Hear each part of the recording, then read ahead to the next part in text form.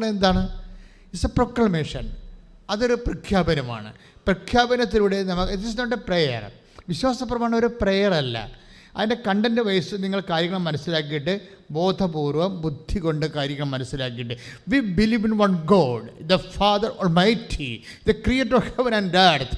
അതായത് ആകാശത്തിൻ്റെയും ഭൂമിയുടെയും സൃഷ്ടാവും സർവശക്തനുമായ പിതാവിൽ I believe with my all capacity എന്ന് നമ്മൾ പൂർണ്ണമായ മനസ്സോടുകൂടി ഞാൻ വിശ്വസിക്കുന്നു പറഞ്ഞാൽ തീരാവുന്ന പ്രസവം നമുക്കുള്ളൂ. വിശ്വാസപ്രമാണം ചെല്ലുമ്പോൾ എപ്പോഴും ഇപ്പോൾ ചിലരൊക്കെ പറയത്തില്ല, ഞങ്ങൾ ഇപ്പോൾ ഒത്തിരിയേറെ സാക്ഷ്യങ്ങൾ ആ രീതി വരുന്നുണ്ട്.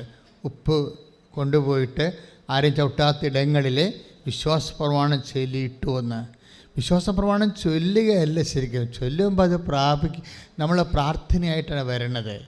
ദാറ്റ് നിങ്ങളത് പ്രാർത്ഥനയായിട്ട് കാണുന്നു. It's not a prayer.